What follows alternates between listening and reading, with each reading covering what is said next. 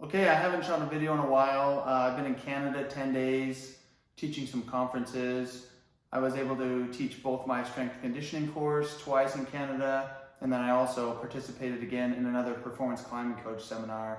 If you haven't checked those out, make sure you check those out and search performance climbing coach or look at my schedule if you're interested in one of those courses. So when I was at one of those courses, this one specifically, the PCC, the performance climbing coach seminar, there's a lot of youth coaches that come to this seminar and they're interested in better programming for their youth, right? And so my portion of that conference is all about teaching coaches about how to assess athletes and how to maybe utilize those assessment numbers and objective data to dictate programming that would be really effective for youth teams. So one of the coaches asked if I had a video on the exercises that I talk about and prescribe. And that's what this video is all about. So it's essentially making the simplest plan for youth teams, because strength training is really effective for youth programs as well and youth athletes for a lot of different reasons. One is building maximum muscular strength. The other is creating coordination in a very movement specific pattern, as well as the third one is getting them off the wall and making sure their fingers stay not injured, because we know from the research now for other sports that but volume in general with training is what usually is the culprit for athletes getting injured. So in our context, when we're talking about youth athletes, we're talking about the fingers and the growth plates specifically. So it's really hard though, if you're a youth coach with a bunch of kids, to do strength training with kids, because each of their individual needs are a little bit different in terms of the loads that you would use and the speeds that you would use with those given loads. So the examples that I use here are a couple different ways with 3 movement patterns that we can use to really target specific programming for youth athletes, where they all do the same thing, but it's auto-regulated for each individual, okay? So what I have up here is I have goals with strength training. So the goal with strength training is to train absolute strength, which is the absolute amount of force that they can produce. And then we have a continuum here all the way to something that is high velocity strength. If you're curious more about the types of strength, there's a YouTube video that I've already shot about power exercise and how the term power is kind of confusing.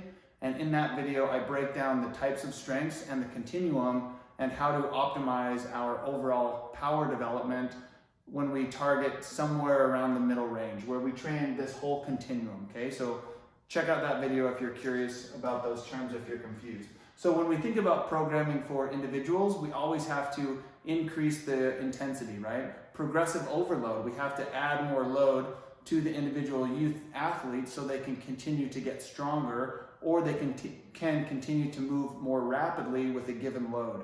So that's really complicated if you have a bunch of kids and you have to individualize every single athlete's load for the given velocity that they're moving at. So here's a way that we can auto-regulate it, and I'm going to shoot some videos at the end of how you can auto-regulate it and make it really simple for your youth program, okay? So when we talk about how we're going to target these individual components of our movement skill, we're going to break down the stretch shortening cycle into the eccentric component, which is the lengthening component of a movement, the amortization phase, which is the stopping portion, the isometric portion, and then the concentric portion, which is the shortening portion, right? Every single movement that we do goes through all 3 of those, and there's another video on that as well, where we break them down and talk about each of them having their own maximums. But we can do so in a really simple way with youth kids without even having to measure all of their individual maximums, okay? So we're gonna do that today. They all have their own max. We're gonna do that today in this video with 3 specific movement patterns. The first one's going to be a vertical pull, so vertical pulling. The second one's going to be hip extension and the core, and the third one's going to be something for the fingers, okay? So if you notice over here on this side, we have absolute strength on the top, and then we have high velocity strength, where we're going to use less load, but we're going to move more rapidly. If we break it down and we look at the vertical pull one, if we talk about absolute strength, we're going to do a 1-arm max isometric pull as hard as we can. The second one is going to be bar drops. So that's going to be 2 arms dropping onto a bar, reducing the overall magnitude of the load, but increasing the velocity slightly. The third one, we're going to do a velocity pull-up. Just have your youth athletes do a pull-up as fast as they can. And then the last one would be on a really large campus run, one campus move or something on the wall, one dyno with your feet off on the wall. That trains the entire spectrum from absolute strength to high speed strength. If we're talking about hip extension and the core, we're going to demonstrate a mid-thigh isometric pull. So going to get set up. Athletes, I'll show you how to auto-regulate and have them try as hard as they can. Second one will be a box drop, dropping from a box so they can absorb force very rapidly. And then the third one is going to be just a vertical jump, so concentric vertical displacement. And then the very last one that I would suggest doing for youth programs is doing something for the fingers. Density hangs, which is a long duration hang, open hand. Usually it works really good on the Beastmaker board or on any board that has a sloper. And the density hang here is really good for the connective tissue, to stretch out the connective tissues of the fingers to make their tendons less stiff. But at the same time, you get muscle shortening the whole time, and it actually gets muscle hypertrophy. So that would be an absolute strength training intervention for youth kids. That's a really low intensity in terms of stress on the actual pulleys of the fingers. The one in the middle next would be isometric pull. So on a large edge, 25 millimeter edge, pull as hard as they can with one arm. And then the last one would be a velocity pull, where two arms on a 25 millimeter edge, loading as rapidly as they can on their fingers. As long as we keep the volume really low on this, this is a really safe thing to do for youth athletes, as long as you understand the type of response that you're targeting with each of those interventions. So now I'm going to break down these videos for you and give you a demonstration. Okay, the very first one we're going to demonstrate is the maximum one-arm isometric pull. So some of your athletes, the older athletes, will be strong enough to just hang with one arm. And again, when we say hang, I'm not referring to hanging in full extension. I'm referring to a long muscle length. So I have muscle contraction, and I want to try and keep my shoulders up so I can engage the pec major as well for better stabilization of the shoulder girdle. So when we're talking about athletes that are strong enough to hold that position, maybe you have to have them use a counterweight and grab a dumbbell and pull as hard as they can. So as long as they're not moving anywhere, the goal is for 3 to 5 seconds, bring the force on slow and pull as hard as they can. So 1, 2, 3, 4, 5, rest, and then they would do the other side. 1, 2, 3, 4, 5, done. That athlete would go to the back of the line, the next athlete would come up and do it. So to make this really simple, all you have to do is have something for each athlete to stand on to where they get to the appropriate joint angle. It's suggested that you could train a couple joint angles, 90 and 120. If you had to do one, you would do the long muscle length. You would train this length there. Okay, that's a good example for the one-arm isometric pull. Maybe 3 to 4 efforts on both sides for each athlete. That's plenty of a stimulus. Now let's shoot a video about the bar drop. Bar drop exercise, remember, is less intensity in terms of the actual force, but I'm increasing the velocity just a little bit. So all you have to do to get this set up for your youth teams is use some sort of box to where their head is above the pull-up bar, and they're going to release with both arms, jump onto the bar essentially, and the goal is to absorb that force very rapidly. This is really good for athletes in competitions when we have to lunge to a hold that's further away and we have to grab on and slow our movement down. And this is really a controllable way to do it in a gym.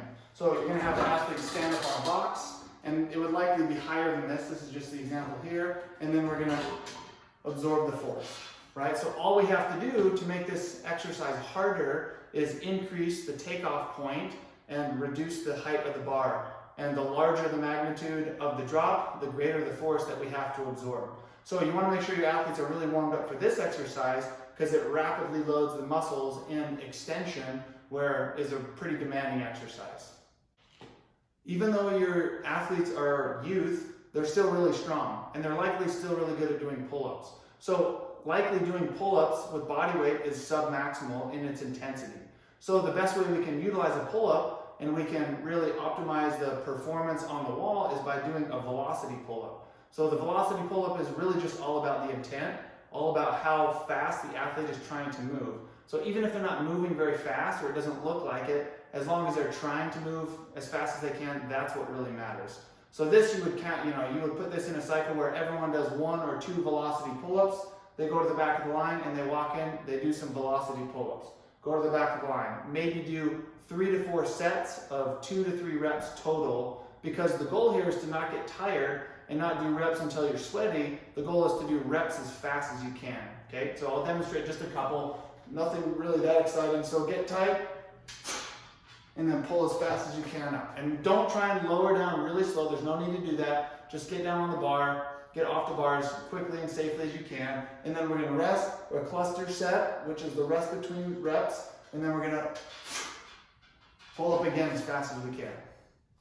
Unfortunately, I don't have my campus board built in the clinic yet, but we can use the same exercise, and this is the last vertical pulling movement that I will show you that is supposed to be maximal velocity. So what you would do is you want to put a foot on, and then we're going to have the large rungs, and we're going to move with rapid velocity as fast as we can. The reason we're going to put a foot on is because we're going to increase the velocity and we're going to reduce the load. And this is a safe exercise to be done for kids as well, as long as the volume is kept really low. So we're going to find 2 good holds on a wall, we're going to put a foot on, and we're going to explode up to another hold with one arm, and then we're going to come off. Just catch and hold, get the contact strength in the upper extremity, then we're going to come off, guys. So we're going to go here, foot on, and then come off.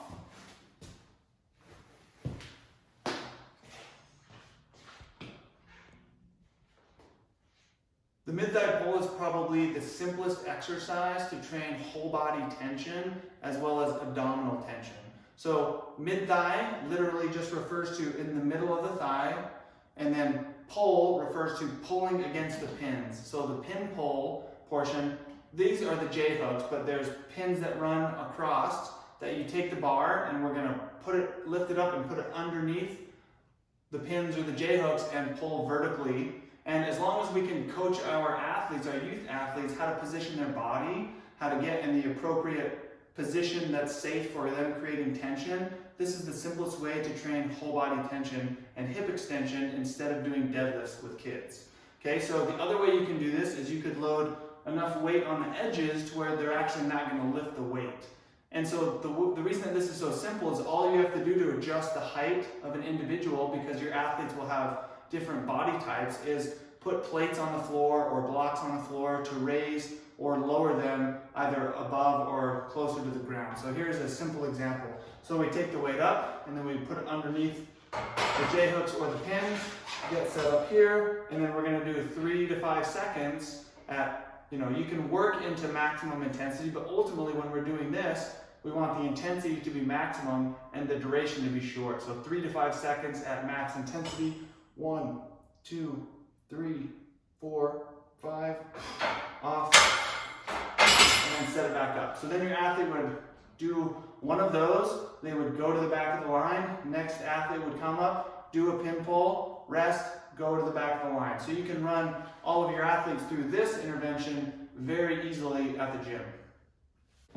Just like I already demonstrated with the bar drop, the box drop now is for hip extension and the knee flexors of absorbing force. So now our athletes have to jump off of things and get to other holds that are further away with their feet, and the ability to absorb that force rapidly is really important. So this is another safe way for youth athletes to train absorbing that force very rapidly. So now we're talking about reducing the intensity and increasing the velocity to a moderate level. So this is very simple. All they do is stand on the box. The goal is to land as cat-like as possible and absorb that force and stick the landing at a specific joint angle, and then that athlete will go to the back of the line. So you can have kids run through cycles of this or have a couple boxes. The way that we make this harder is by making this box taller, right? There's a point where getting the box so high is going to be dangerous that we're not going to suggest using, but that's how we increase the difficulty, is by increasing the height of the box, therefore increasing the amount of force that they have to absorb when they land. So here's a simple example, and hopefully it doesn't cut my head off with the screen. Here, we're going to have them stand up and then foot off and absorb that force. You could be very creative with doing this. You could do it with lower to the ground, kept dropping on one leg. You could do it at an angle, dropping at an oblique angle. You could do it forward. You can be very creative with it, but understanding the goal of absorbing force is what's really important. The very last version or highest velocity training that we can do for youth kids for hip extension is by doing a vertical jump. I have the G-Flight here by Exergo, which is a company that I work with that makes other products, the G-Strength, that we will be testing with as well. But these are really fun for youth athletes to be using because it gives you an immediate readout of how high they're jumping. Generally speaking, you have to have donuts or something for kids to get them away from these because they're so fun. So the very last thing you could do is you could have these set up, and it's a laser that runs between them, and you can learn how to use them. You put them on the ground, and then an athlete gets vertically displaced as rapidly as they can. So the goal is to jump as high as they can. And so this would be the concentric portion where we're going away from the floor, we're exploding vertically. This would translate very well to having to perform really high level power moves or dynos on the wall when we're climbing. But this is a really safe and controllable way to work that movement pattern. So I'm going to set these on the ground, do one jump. You're probably not going to see the top of me. That's great because I don't jump very high anyways. So we're going to put one here, and then we're going to put one here, and then we would stand right in between the lasers, and then I'm actually going to move those forward so I don't hit my head on the video. That would be entertaining though. And we're going to do a vertical jump. And then even if I fall backwards, that's okay, as long as I don't walk back through, okay? The very last thing that I would suggest is really useful as a strength training intervention for youth programs is something for the fingers, right? We need to get our athletes away from the climbing wall, away from the velocity, and away from the change in force vectors unbridled, and having some sort of finger training intervention is okay, in my opinion, for youth athletes. So the one that I would suggest doing would be doing density-based work, open hand position. The board that works really good for this is the Beastmaker board, specifically this inside edge, this inside sloper, or the innermost sloper, depending on your athlete. I usually suggest people target 30 to 45 seconds as a failure point, where I want them to slowly load the board and slowly hang on and slowly stretch the connective tissue of the fingers for the set time. We would keep the volume really low. We would just do 3 of these separated by 3 to 5 minutes between, right? The reason I call these density because it should improve the density of the tendons, but it also should improve the density of the muscles in the forearms. If we take the muscle to failure, we're definitely getting that neural fatigue, and we're getting that muscle fatigue that should be better for creating more density and more strength inside the muscles. So you've likely seen these before. These are really easy. All we do is have the athlete come up, get their fingers in a good position, and then they're going to lift their feet. My fingers are pretty slimy right now from climbing. Lift their feet up, and then we're going to have them hold for 30 to 45 seconds, right? Or until they can't hold on any longer, right? And I'm not going to make you watch them hold on for 30 seconds. So that's the density hang intervention for youth kids. The other edge that I would suggest doing would be a large edge or a flat edge here, where we're getting most of the fingers, the distal and the middle phalanges inside the edge here, and then we could keep those at half crimp, nothing full crimp, nothing really small edge, and have them hang here for 30 to 45 seconds. That would be a different finger position, maybe 2 or 3 of those as well, separated by 3 to 5 minutes. That would be really good for maximum strength in the kids' fingers. The next finger training intervention that I think would be okay for kids to do is a one-arm maximum effort isometric pull, or an overcoming isometric. So this one is really unique for kids or anyone because it's auto-regulated by how hard they can pull. So your really strong athletes will be putting more force through their fingers than the athletes that have less experience that are not as strong. Therefore, it auto-regulates. It's safe for each individual. And again, we're going to keep the volume really low. We're going to do a 3 to 5 second effort separated by 60 seconds. And then we're going to do that maybe 3 times each finger position. For youth kids, I say open hand is a really safe position to start with. Here, where you would have an athlete try and do a one-arm pull. 1, 2, 3, 4, 5, and then come off. Go ahead and turn around, switch sides. They go to the back of the line. Another athlete comes up and performs the same thing.